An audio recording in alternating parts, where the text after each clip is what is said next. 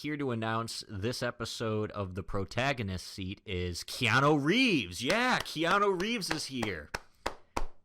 You're all breathtaking. Yeah, I'm thinking I'm back. So thank you, Keanu Reeves, for stopping by for just that. It's not about the dog. Thank you, Keanu. Please leave. Go promote Cyberpunk. Cyberpunk. I'm out of Keanu Reeves quotes. Yeah. Or no, I got one still. Whoa. Whoa. I feel like people are starting to forget about The Matrix, and I'm not going to let that happen. That's, when you think of Keanu Reeves now, you think of John Wick, but like 10 years ago, you thought of Neo. He was Neo. Yeah. I'm not going to let people forget The Matrix, the second greatest meme franchise next to Star Wars. That's true. It does hold a close second. Yeah. One really okay movie, and then two, what are these? One real decent movie. It's a really solid film. You can watch it and you can be like, hey, this really captures the time period it came out. This is definitely some early 2000s movie. And you know what? I think that's the reason why everything's like that. Because that movie came out and then everyone's like, we got to have like the slow-mo fight scene with like the spinning camera. We need more slow-mo fight scenes with CGI. So thank you, Matrix, for defining a generation of action movies. We won't forget you here. Not at the Protagonist seat. The Protagonist seat does not forget the Matrix. In fact, I'm putting the Matrix on screen. We're not even having I normally put a picture of like the spring or something. No, it's the Matrix right now. You were looking at the cover of the first Matrix. The Protagonist seat. But every time they mention the Matrix, the full movie of the Matrix 1 plays. Yeah. Every time we mention the Matrix, boom, the whole first movie plays. And now we play the whole trilogy. Yeah, the whole trilogy plays. This episode's going to be like 28 hours. This is the fourth time. I forget which time. Remember in the third movie, it was like, this is the fourth time we've done this. Yeah, this is the fourth time we've done this. What? Whoa. Oh. Yeah, so things that are not the Matrix, but are still decent. And you know what? I'd say better than decent. Pretty solid. I would be inclined to agree. JoJo's Bizarre Adventure Part 5, we are nearing the end. We're nearing the end. I think we got like 2 episodes left. Yeah, we're almost done with our Italian boys. We get some interesting developments. So this whole episode is Freaky Friday happens on like a mass scale. And the greatest thing I've ever seen happens. A man swaps bodies with a turtle. Yeah. So everyone wakes up, and at first, Giorno's like, we see Giorno, and he looks at his hands like, my hands are bleeding, or there's blood on my hands, what's going on? And then Trish gets up and goes, Giorno, if you're under attack, we need to take cover. She grabs the turtle and Mista's gun, but really proficiently, like, kicks it into the air, grabs it, and takes cover immediately. And then Trish is like, Giorno, come on, what are you doing? And then Giorno's like, what are you talking about? Where's Giorno? Yeah, what do you mean, Trish? What? And then Trish looks at herself and reaches down and goes, wait, I'm missing something. Turns out Trish is Mista and Giorno is Narancia. And basically they've all swapped bodies. Yeah. Because Mista wakes up. And Mista is actually Trish, and all of a sudden is like, why are my knuckles so hairy? Why do my armpits smell? Oh my god, I'm so gross. And naturally, she is upset that out of all the people she switched bodies with, she switched bodies with Guido Mista. You know, I can't entirely blame her, but you know what? You deal with the cards you're dealt, and she does not deal well with these cards. And Giorno is Narancia. But they can still use their correct stand. At first, I was wondering if they had to use each other's stand. Yeah, that would have been some weird like shit. Like Giorno would have to use a little bomber, and Narancia would have to use Golden Experience. Ugh, that's already poorly defined. Yeah, but no. And in fact, their stands are even more powerful right now. They're powered up. Yeah, Sex Pistols is like, we feel great. and Narancia launches Lil Bomber through like a stone wall or some kind of stone thing. Yeah, and they're basically figuring out what's going on, and a little bomber looks around the city and notices it's not just them. Everyone everywhere is all just fucked. I gotta say, I give them mad props to the voice actors in this scene. Yeah, they really did a good job. Where the guy doing Narancia did a good job of just doing Giorno's like just deadpan. We have to figure out what's going on. Yeah, because the voice actors still technically voice the bodies, but Yeah, they pretend I to like be that. the other people. I like that better than when they just switch the voice to match. Yeah, I think it's because once you get that down and you start to see it in the other characters, you're like, oh shit, Trish is super acting like Mista, and it becomes pretty obvious. So it's not that mind blowing. Yeah. Instead of just, again, I hate it when they in other shows where they just switch the voice. It's a cop out. Yeah, where instead Giorno's voice was just coming out of Narancia's body. No, it's way better when it's like they're playing each other's character. Yeah, because they would still have the same mannerisms and still like talk like themselves, just with someone else's voice.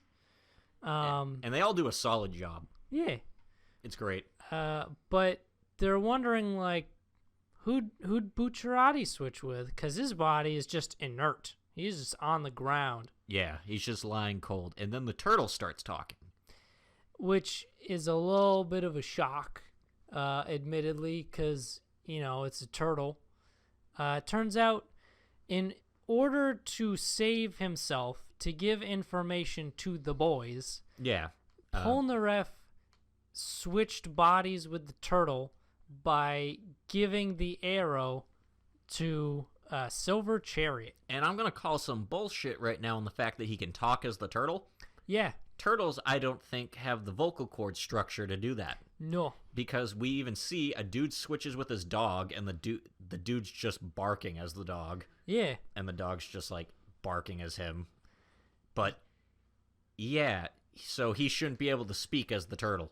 No.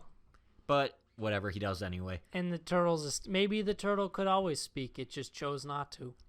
And he basically explained that in the past, when he survived his first battle with Diavolo, he ended up accidentally having Silver Chariot touch the stand arrow, and it's made it go berserk and become sort of its own thing where it's called like Silver Chariot Requiem or Requiem Chariot. Yeah, something like that. Yeah.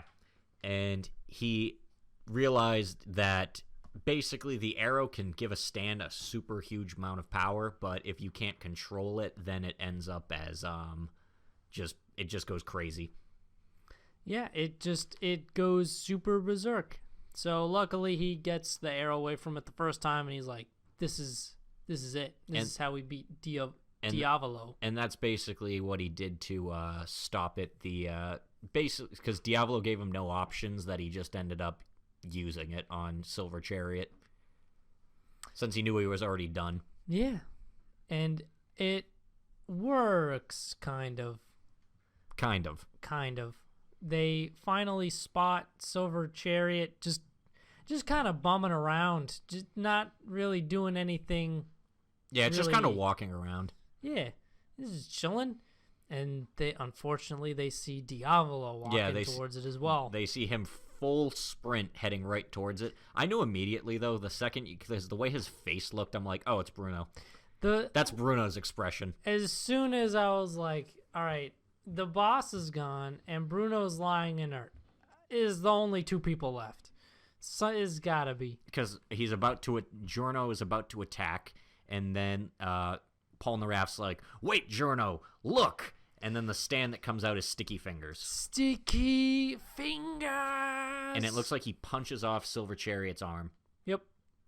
Yeah, Polnareff basically tells them that they have to destroy Silver Chariot. Yeah. So Polnareff is like, my body's already gone. You just gotta... I'm just a turtle now. I'm just here to give you guys information.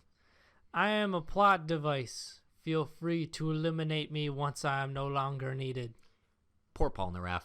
Yeah, I feel bad. He deserved better. He was great. I do like how Silver Chariot Requiem looks. Yeah, it looks great. It's like almost like an explorer of the outback.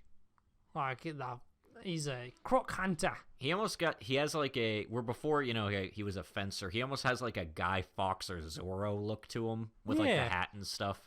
I like the hat. Yeah. It's cool. It's a cool hat.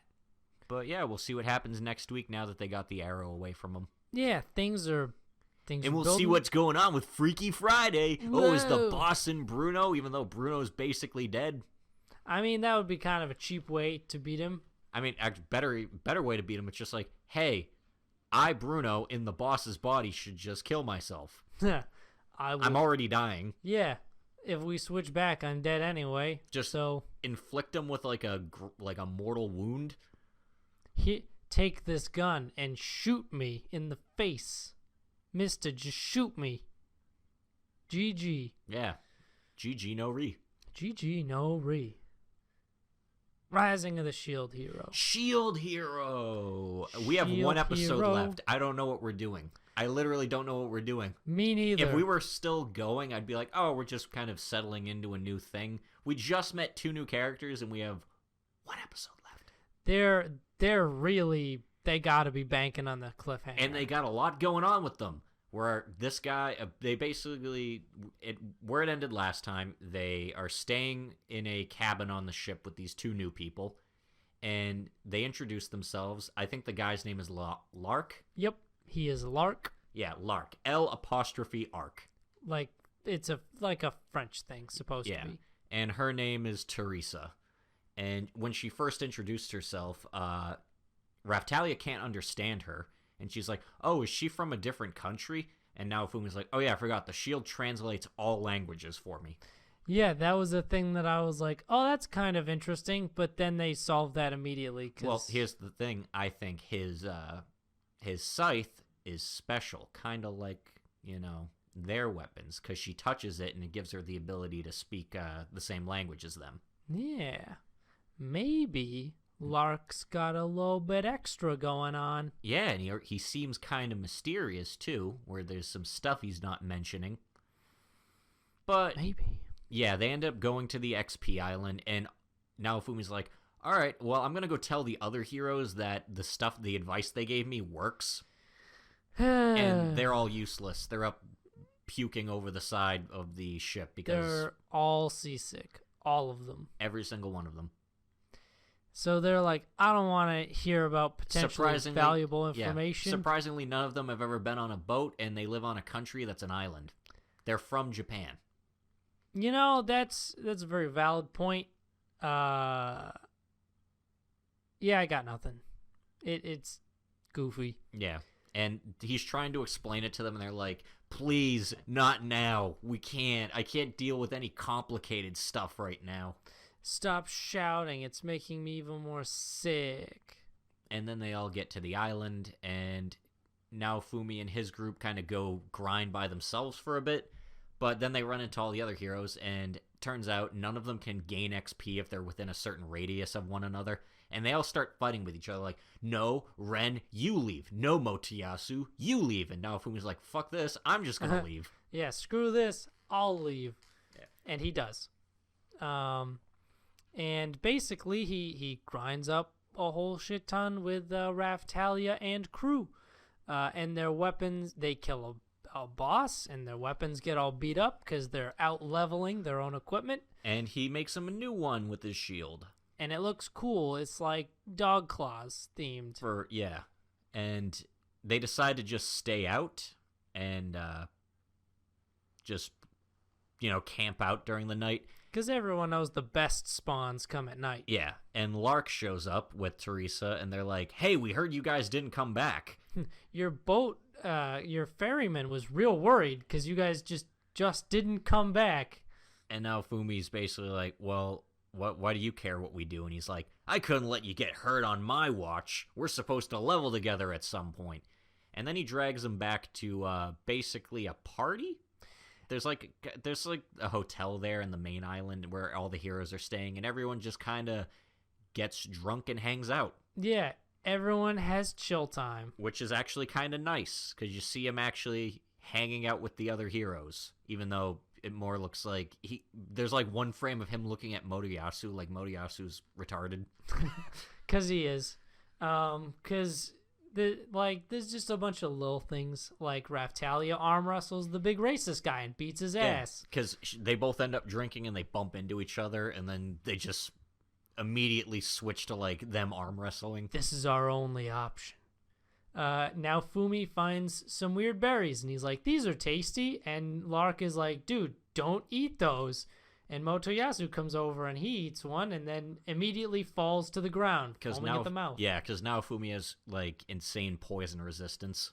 Turns out those are in order to get I think he said, in order to get a barrel of wine, you have to water it one berry down and you're good. So, yeah. Thinking about it, yeah, now Fumi probably can't get drunk very easily. It's like the Captain America thing where you're just so like poison resistant that it just doesn't work. That sounds awful. That sounds like the worst thing ever. Yeah, although I doubt he cares too much. Yeah, he's got better things to worry about. And then they go and level together the next day, and it turns out Lark and Teresa are actually pretty strong. She even actually pays him to make her a... because she knows he's good at gem crafting, so she pays him to make her some sort of accessory. And he makes it pretty quick, and she's blown away by his craftsmanship. And she gives him... He's like, oh yeah, about the payment. And she hands him all her money. Yeah. And he's like, whoa, hold on. He's like, wait, this money. And she's like, I know, it's not enough. Lark, give him all of your money, too. And he's like, you guys can just pay me in small increments. That's fine. You don't have to come on, guys. No, please. But still, I'll still take it. And they go into a fight, and turns out she's a really powerful spellcaster, and she does this weird flame thing that doesn't hurt her allies. It only hurts the enemies. And they fight penguins. Yeah.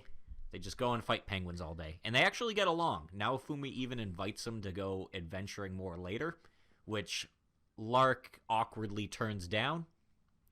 And Raftalio's even saying to Naofumi, she's like, I'm surprised you were the one that invited him. You never invite people. You hate people, remember? It was like pulling teeth when those other jobbers wanted to join you. And he's like, yeah, but I got rejected. Who knows, though? Maybe after this is all over, I'll invite them to join my party. Yeah. But something tells me that's not going to happen. Probably not. And we have one episode, so I don't fucking know how that's going to resolve. I also have no idea. If it's not a season 2, like, confirmed cliffhanger, I'm going to be a little mad. Yeah. Because I'm like, you can't do that. You can't leave me at that point and be like, go read the novel. Go read the light novels. Go read the light novels. We got Randy Newman in here, everybody. You gotta read the light novels. Just fart it out. Just fart it out. Because that's what the OP sounds like. Just fart it out. Just fart it out. Now or never. I have some choice words this week for Demon Slayer, Kimetsu no Yaiba. I do as well. This dude, I forget his name, Zematsu or Zayatsu. We'll go with Zamatsu. That sounds right. He is fucking annoying. He is easily the most irritating character we've ever encountered. I thought I hated the assistant lady, or the assistant dude to the doctor lady, but wow. He doesn't hold a candle to this guy. This guy is annoying. The series feels so early shonen, where it feels like it should have come out around the era of the big 3, where you have a character like this. Yeah. He's just annoying. All he does is break into a bunch of fits and just, I'm gonna die, I don't want to die. He cries and screams about how he's gonna die, and it's really, it takes up time. All of it. Yeah, it's not like he's just doing this in the background or he's real quick with it. That's just what he does. It's the focus. Any time Tanjiro is like, hey, could really use some input from another person, all it is just screaming and crying. We do get one hint. He's got good hearing because he hears a thing. So Tanjiro has good smell. This dude's got good hearing. If he'll ever be competent enough to use it. I was hoping this dude was going to really, like, up the show for me, but instead he has done the exact opposite. Yeah, he has tanked it, because holy shit. This show is the definition of mediocre. I would like this show more if I had seen a lot less anime. Yeah, me too.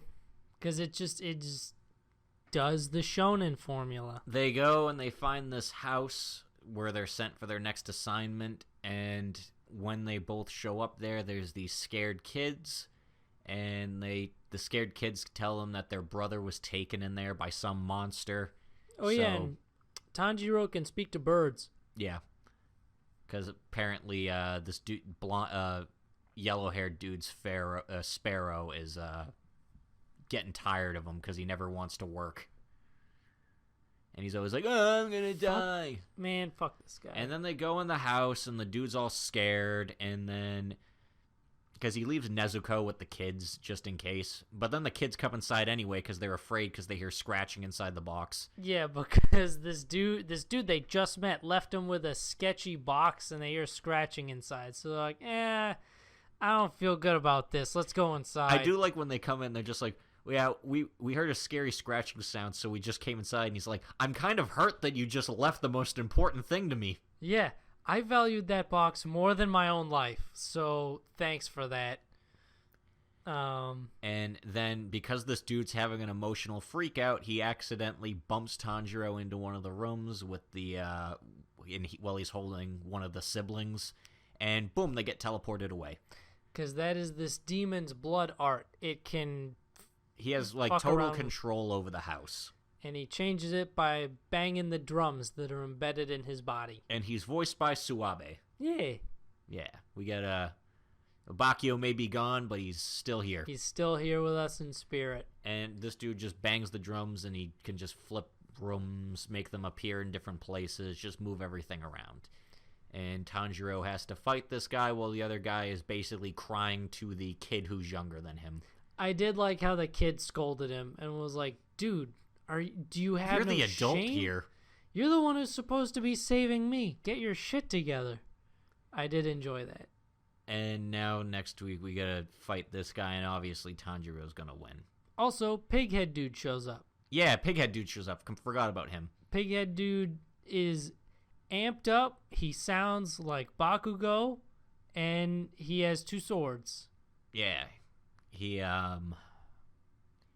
He charges in, and he's super down to just fight this dude. And his swords are kind of like they're serrated. Is that the word? Where they like yeah, they look like chainsaw blades. Yeah, I wish I could remember the exact word because Tanjiro says what it is. He says there's a specific name for him, and I wish I could remember it, but I can't. So whatever, doesn't matter to me.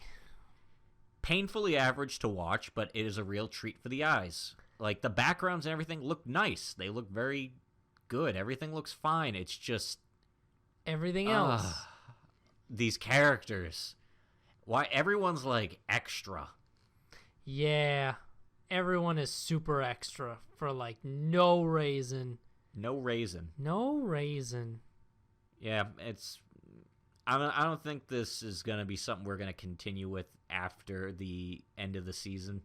Even before this episode, I was like, yeah, this is probably one we should drop for something new. I started getting fatigued with it when we got to Tokyo. Yeah.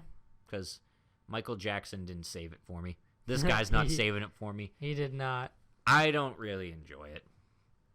We're keeping it for padding, I think, at this point. Yeah, because, what is even the point of dropping something 1 or 2 episodes before we're going to be done with it anyway? Well, it's not over. It's 2 core. Well, before we're going to be done with it. I mean, we could drop it right now, and that wouldn't change anything either. I mean, we could drop it right now and save ourselves, the whole conversation for the next 2 episodes. That's true.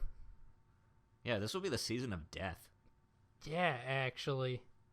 Because then after, we only have to watch JoJo, Shield Hero, Bocchi, Kono Oto Tamare, and Robbie Hachi. And Bocchi only has 1 more episode left, same with Shield Hero. So then the following week, we're just watching JoJo, Kono Oto Tamare, and Robbie Hachi. Very short, sweet episode. Yeah, I'm sure tons of people will love that. I'm okay with that because we are gonna drop it eventually anyway. Yeah, Why prolong it? Because I don't want to deal with yellow-haired guy anymore. Either. Yeah. Also, I know how this is gonna go. He's gonna win. He's gonna get tossed around by this dude, and then after he's finally gonna get the point where the little fishing line connects, and then he's gonna cut his head off. Yeah. And Boarhead Kid is probably gonna do some stuff too. I think after seeing how things went with like the last thing where they fought the two other demons, and I really wasn't into that.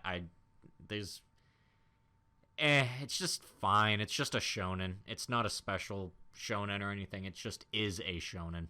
Yeah, it literally does nothing unique. Yeah, it's bye. If this was not a UFO table show, it would have been gone earlier. It would have been. We probably wouldn't have even picked it up. Just stick with Fate stuff, guys. I guess. Yeah, Fate's. I like Fate.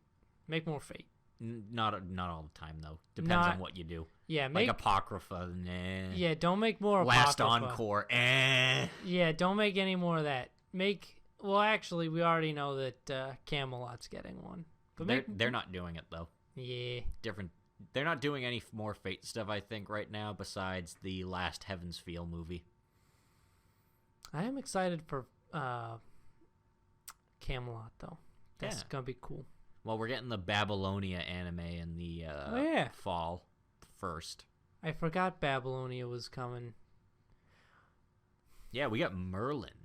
We got animated Merlin. We get to see Dick Wizard. The big Dick Wizard in motion. That's exciting. Yeah. Kind of like Hitori Bocchi. We only got one more episode after this one, and I'm sad about that. Me too. I love the shit out of this show. In this episode, Bocchi is worried because she hears about class changes, and she doesn't want to be in a different class than her friends that she's worked so hard to make. So she's got to find a way to maintain the relationship with everybody. Keep everybody in the same class. She makes a list of ideas on how to do this, and then it blows away in the wind, and it gets blown right in front of the rich girl in their class. Her name is Mayo. Yeah. It looks like mayo. So it does. It's Mayo. Mayo. She decides... The rich Ojo-sama. Yes. Very rich. She decides that she's... Yeah, she reads it and goes... She's like, oh, you don't want to be separated from your friends and put into a different class? And she's like, yeah. And she's like, why not just buy the school? Yeah, why don't you just buy it? And Bocchi's like, we don't have that kind of money. And she's like, well, I could find you a job. I like how she calls like one of her family's like employees or whatever, and she's like, hey, do we have any jobs that a middle schooler can do? No? Then make one. Then please make one. And sure enough, they figure it out. They get a job for her making paper cranes. Yeah, for 1,000 Cranes festival. No, it's it's 1,000 crane service. Basically, there's this thing in Japan where if you're sick, you make 1,000 paper cranes, you get better or whatever. Oh. So they make like 1,000 paper crane delivery service or whatever. That's interesting. Yeah. But she does that. And she enlists the help of her friends because of course she does. What else? Yeah. And there's Bocchi. Aru and Nako too know this is BS, that you cannot buy the school. Yeah, it's not just a thing you can buy. And she gets her first paycheck too, and it's like 500 yen. Yeah. Which is Nako was even like, if you do the math, by all the time, 500 yen a day, by every day we're in school. I don't know how much that is, but we'll definitely have graduated. I saw in the comments for the video because I was like, some nerd probably did math on that. And someone was like, yeah, that would take about 54,000 years earning 500 yen a day. And I was like, it feels about right. Yeah. But they kind of just go along with it since Bocchi seems happy that it's a thing that they're all doing. Yeah. And Satoka's basically really good at folding. Yeah, she folds these cranes like like a professional crane folder. She folds them 1,000 a second. And she shows Mayo how to do it. And then after she finds out, oh, our school doesn't change classes when you go on to the next grade level. You stick with the same class. And Mayo tells her, hey, I actually knew that. I'm really sorry. I just kind of wanted to be helpful. I wanted to be helpful, and I liked hanging out with you guys. I'm sorry I lied to you. And they're like, it's okay. And then Bocchi's like, I want to be friends with that girl. And they're like, well, why don't you go tell her that? So she does. And they basically plan to go all to like the mall together to hang out. And she asks her there to be her friend. Because they decide they're going to go basically they're going to take Bocchi's earnings and they're basically going to do a picture booth. Yeah, they're going to do a group photo together. Everyone is sweet in Bocchi Town. Everyone. And all of the people. I like the new girl, too, that they added. How she's just kind of... How every time someone does something nice for her, she almost, like, starts crying. She loses it. She's like, oh my God. Like, her butler comes to pick her up every day, and she's just like, thank you for always doing this. I think one of my favorite moments was she asked her butler, hey, if I told you to stop picking me up, would you do that? And he'd be like, yeah, I would honor your wishes. And right before she gets in the car, he's like, but I would get pretty lonely. And she turns around with tears in her eyes like, you would? And he's like, yep. Yeah, she basically just wants to be needed by people. What a sweet butler, man. And then good butler. We see throughout the episode that she spends a lot of time almost sending an email. Yeah, to her parents. But she doesn't know what to say to them. And then Nako's like, hey, you should send this picture to your parents. I bet they'd love that. So she sent... And then after she becomes friends with Bocchi, she's like, hey, Mom, Dad, how you guys been doing? This is a picture of me and my friends. And my new friends. P.S. I've been real lonely lately since you guys spend all your time away from home. And then she sends it. And then the mom replies back like, hey, we're sorry we've been so busy and you've been so lonely, but hey, you look like you've really grown up, especially your eyes. Even though, like, the filter I guess they did was, like, super anime eyes on them. Which was weird. It was weird seeing a super anime filter on anime characters. Yeah. And she's like, geez, Mom, you don't get it. And then, P.S., we're sorry for being so selfish. We'll try to be home for your next break. Everyone is sweet and does sweet things to each other, and the world is a good place. The world is a good place in Hitori Bocchi, and we only get one more week of it. The world is only gonna be a good place for one more week. After that, it's gonna turn back. It's gonna be cold and horrible. It's gonna turn back into the hellish landscape that it deserves to be. And I am definitely going to say Bocchi is probably a contender for anime of the season. We normally make it 3. And I'm pretty sure I know what the 3 are going to be. Yeah. One may surprise you. One? What are our top 3 anime of the season? The third one might surprise you. Yeah, it's not going to win, but it might surprise you. Yeah.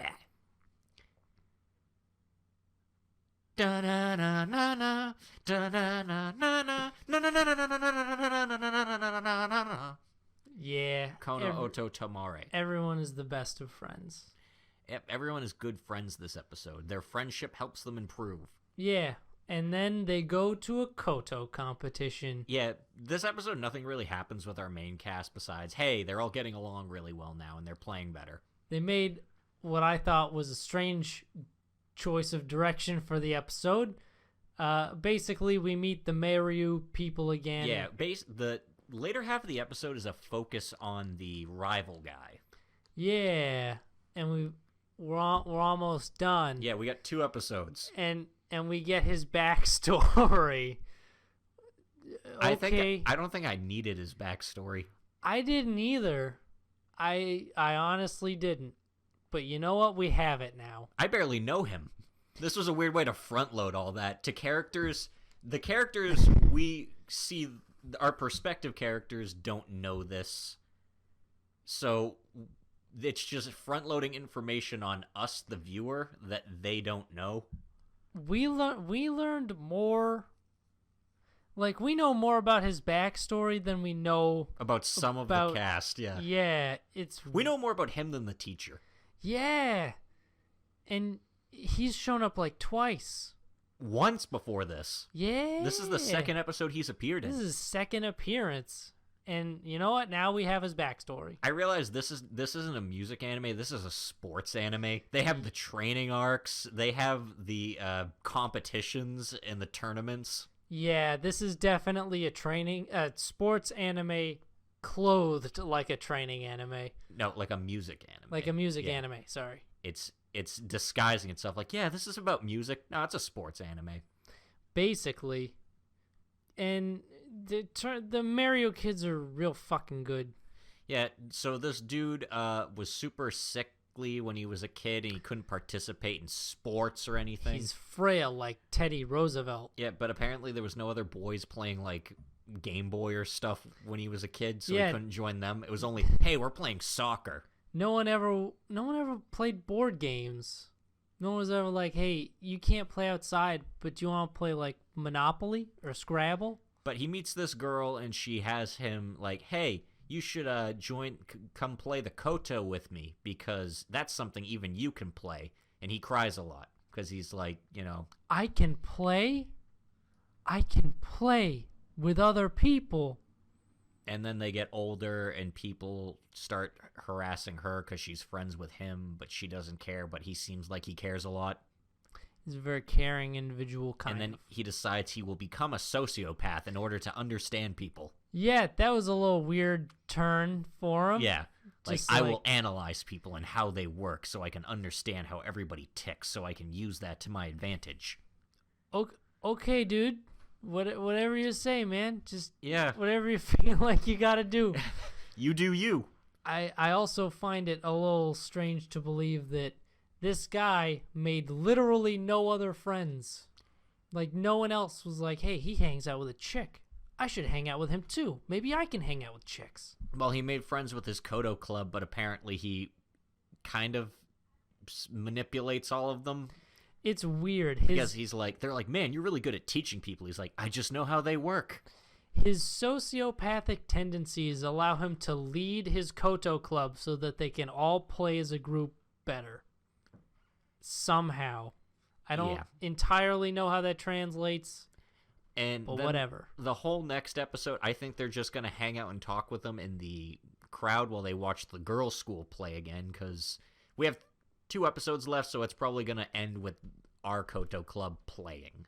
Yeah, that's what I'm thinking. Because this is a manga series, so it goes obviously way further than this, but usually a tournament's a good place to end it, especially when we got 2 episodes. Yeah.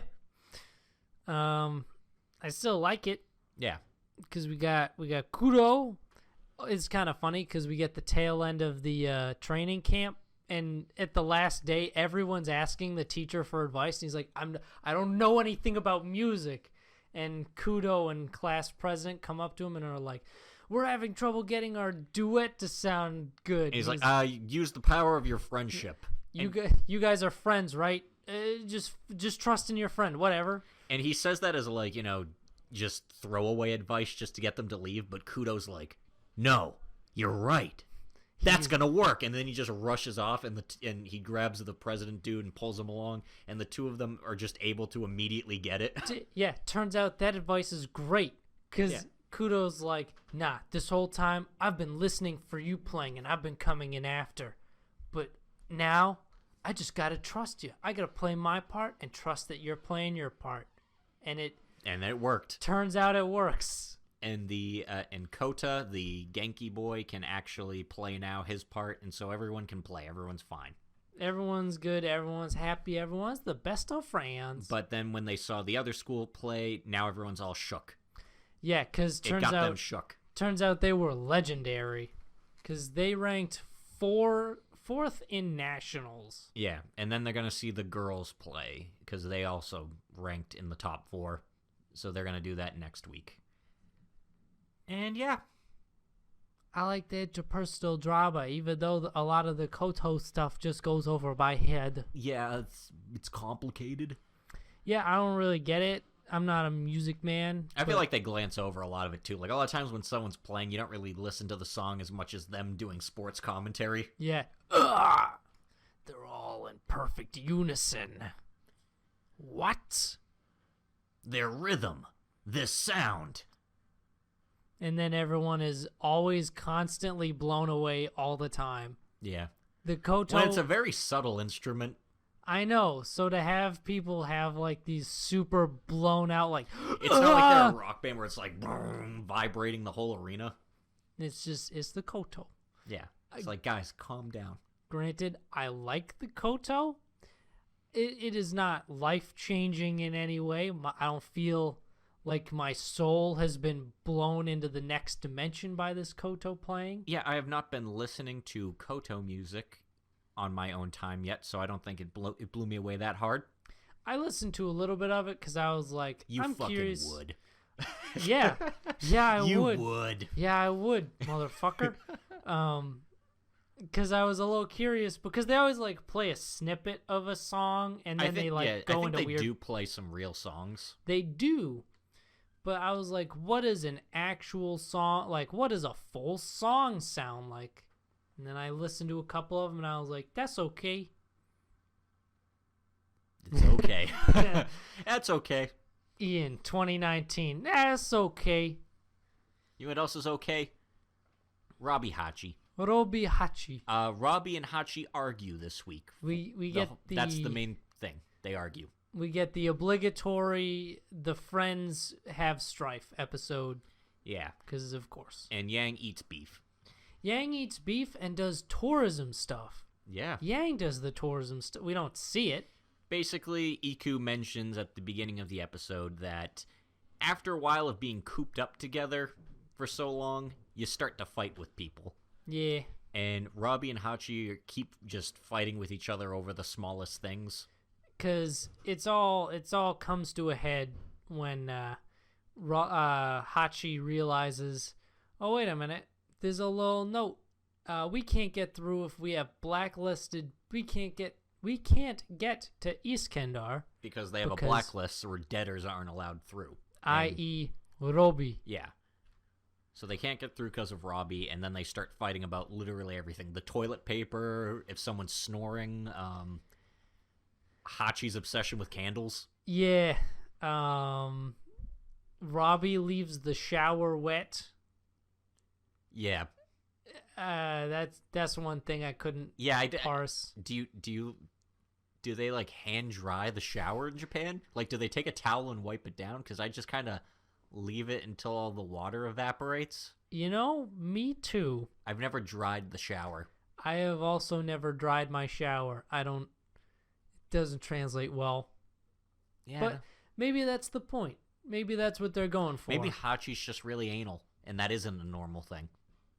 Exactly, because Hachi is kind of anal. Although, ironically, he tears toilet paper not along the perforations. Yeah. And that bothers me. Bothers me almost as much as my lack of ability to talk in the final portion of this episode.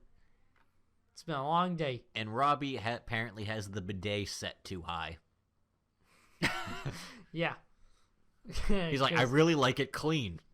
Robbie sets their bidet to ass blaster setting. I mean, you gotta clean. I mean, I'd imagine that would get it real clean. And then that's why he only needs to use just like one single piece of toilet paper. It's not even. He's just drying it. It's just a dry. I think bidets also have like a fan usually. Probably. I don't know. I've never used one because I don't. Tyler's mom's house has a bidet. Yeah, I remember Jake got real angry at me that one time because I was like, I don't want to use it. And Jake was like, no, it's the greatest thing ever. You have to use it. Yeah, because he went like several times. Yeah, he was real into that. Yeah, he was real into the bidet. Um, Really enjoy. It's basically an enema. You know, it is. It really is. Yeah. But Robbie Hachi, they fight and things escalate. They got to the point where they both spray a line onto the floor and decide that's my side and this is your side. Don't come onto my side. They do that thing. It's basically your usual, hey, we're fighting, we hate each other. It is the obligatory two friends fight episode. And it follows all the beats. Yeah. Although there's a little more arson at the end. Yeah. They follow all the beats. They get to the point where they keep having to sneak over to the other side for something, and then they're like, oh, you talk to me. So it gets to the point where they take a whole bunch of Amazon boxes and build a wall. And then they get... Hachi ends up taking off his pajamas and throws them over the wall because Iku's like, hey, didn't Robbie give you those pajamas? But secretly, those are his favorite pajamas. Those are his favorite pajamas. He got them from his best friend. He got them from his best buddy in the whole wide universe. And they're both sitting sad on the opposite sides of the wall. Because of course they are. Of course they are. And they're thinking about all the good times. Because again, it hits all the beats. It goes back to Robbie giving Hachi the sweater. And he gives him a candle. He gives him a he knows he likes candles. Yeah. Hey, I know you like doing your weird candle ritual at the end of every day. No, it's just relaxing. The natural light is good for melatonin production. And he's burning the candle that Robbie gave him as he sits sad against the cardboard wall. And it ends up accidentally lighting fire to the wall. Because, it's made of cardboard. And they're both freaking out trying to put it out. And Robbie's about to use the pajamas to try to swat at the fire. And Hachi's like, no, that's my favorite pair. Also, the sprinkler system doesn't work because Robbie turned off the main valve. Because they've had incidences in the past where they end up, causing the sprinklers to go off. So he turned off the sprinklers so it wouldn't happen again. Which both Iku and Hachi are like, why would you do that? What on earth? What in the universe would ever possess you to do that? But Iku has a firefighter mode. It's goofy, but I like the firefighter mode a lot because he just goes, Iku, firefighter mode, activate. And then it turns his arms up at right angles and a little fire hose pops out of his chest and sprays fire extinguisher crap everywhere. And then he's like, mission accomplished. And then everything's fine. He gives him back the pajamas and they reconcile. Yeah, and then everything's fine. And then as they're heading towards the checkpoint that Robbie can't go through, we see Hachi in his room looking at all the money in his account, and he looks and you see it it says transfer to Robbie Yarge. And he decides to basically pay Robbie's debt. He pays off his best bud's debts so they can cross the gate. And he doesn't tell him that he does. They just end up going there. He's like, you know what? We should just go for it. Just try it, see what happens. I do like that approach because he's like, so many unpredictable things have happened to us. And Robbie's like, yeah, you know what? Let's just give it a try. And then they end up passing through without issue. And Iku's like, did they just not check very hard? Yeah, they must not be doing a good job checking. And they go through, and Yang's waiting there, and he's like, they're bringing all the people who tried to flee through the border checkpoint. I bet I'll see Robbie here any second now. My Robbie. But there is no Robbie. And then, they reach Iskander. And a new bad guy shows up. And who are they chasing, I wonder? Probably Hachi. Yeah, because Hachi has made a thing about running from somebody. And they're Japanese. They're very Japanese. Yeah. And the episode, I don't know, you can tell it wasn't as... Where last week was so poorly animated, this week they just did minimal animation. Yeah, it was in terms of Robbie Hachi episodes, it's fine. Yeah. Again, it hit all the story beats we're used to, whereas it was very by the numbers with this one, where I feel Yeah. like that's not how Robbie Hachi has been, whereas the first couple of episodes were constantly like something like, oh, that's an interesting way that situation went. Exactly. It's not a series that built itself on being by the numbers. So to Yeah. have a by the numbers episode is just kind of like, oh, Like, I'm fine with it. Hey, it's an episode where Robbie and Hachi are fighting, but it wasn't even really funny. no. It wasn't like comedic or anything. It wasn't funny or endearing. Yeah, it was just them having a regular fight where it's not like they can't go on each other's side. It's just once they do, they're just like, Yeah, on my side, looking at me. It's not like, like I expected, because it's Robbie Hachi, they take it to the top. Yeah. Like they end up like having like a Hizu Krieger fight with each other in their little ships because they gets to that point. Now that would have been great. Just Yeah. taking it to a 20. Yeah, but they don't. They They barely take it to a 5. yeah. It's at like a 4 the whole time. It's It's just them being passive aggressive, yeah, pretty much. and it doesn't. They don't do anything with the animation. It was lackluster. It's very just still shots of them standing around or talking. Yeah. Yeah. But, and that's the most disappointing part, whereas the show was really good at the start, and then it didn't become bad, it just became okay. And you know what? I'd say that's worse. Yeah. I would say mediocrity is worse than bad. Because the last episode was bad. I really didn't enjoy the episode. This Yeah. episode was fine. It was fine. I liked it. I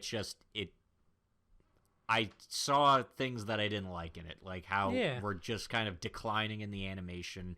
We're not telling really interesting stories now. It's just, I don't know. We got 2 episodes left. Let's hope it comes all together at Eastgander. Yeah, because we don't know what. I'm feeling. Eastgander is going to be the biggest tourist trap. It has to be. That'll be like the best Exactly. part. They get there, and it's like, yeah, all of that was just the ads, kind of, to make this place look like it's going to be cool. 150,000%, like guaranteed. But I want to see how they deal with that because I'm curious.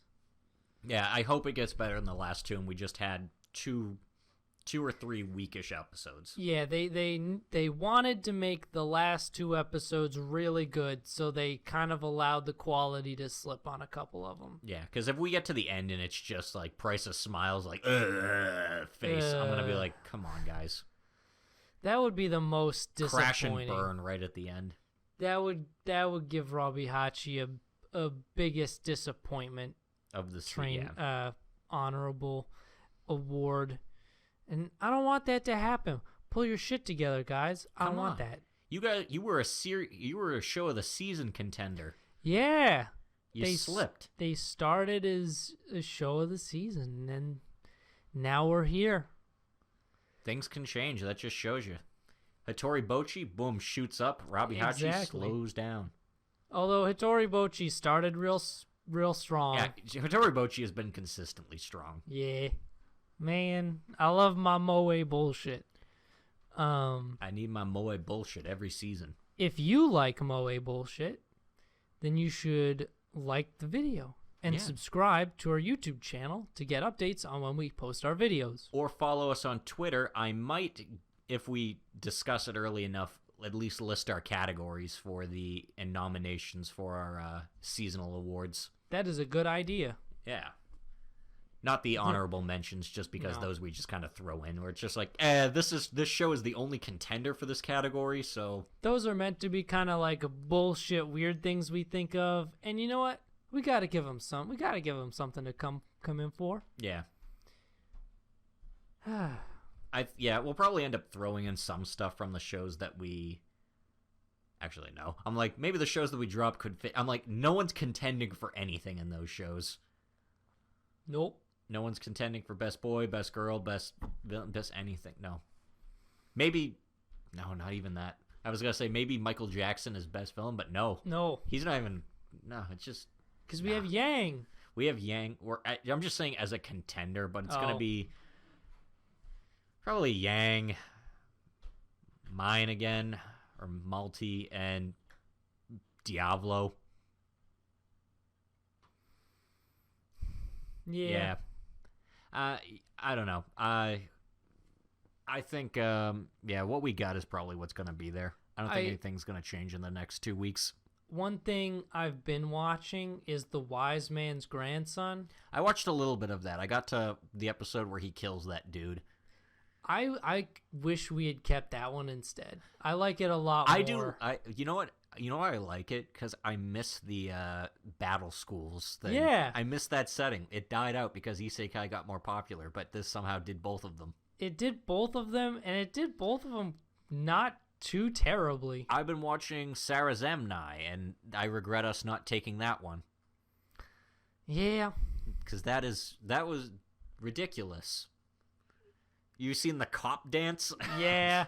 Someone sent me the cop dance, and then I proceeded to share the cop dance with all of my weeb discords. There's a lot of there's a lot of twists in it too, where new things are constantly revealed about characters. Where I'm like, oh, even though I thought I knew everything about this guy. So what we need to do is we need to Steins Gate up a time machine, go back, and swap some of these shows out. Swap out Senko-san, Fairy Gone, definitely. Bokuban. I don't know what we would swap that one out with. What else has been? We could probably one of those like half shows where it's like, you know, shorter ones. Oh yeah. Actually, Isekai Quartet. We could have done that one because Oh, that's yeah. at least fun to watch. That would have been fun. Yeah, it's fun stuff. Next season, we'll try to future-proof ourselves better, even though it's almost impossible. Yeah, that's real hard. But think about this: since we dropped Demon Slayer, we're going in complete clean slate. Nothing's carrying over because JoJo is finally ending. Yeah. So we're going to have a complete slate of 10 new shows next season. 10 new shows we have no idea about, besides, obviously, you know we're taking case files. Oh, definitely. Yeah, we're taking case files. And I've heard good things about Dr. Stone. We'll see how it pans out, but I'm going to be pushing for that one. I am weary of Shonen Jump, so we'll see. I'm hoping it's as good as I've heard it is. I almost revealed my source, but I didn't. Yeah, you can't reveal your sources. Good journalists never reveal their source. But yeah, we'll see you next week. We're closing down to the end. Join us again for another awards show in like 3 weeks. Okay, bye. See ya.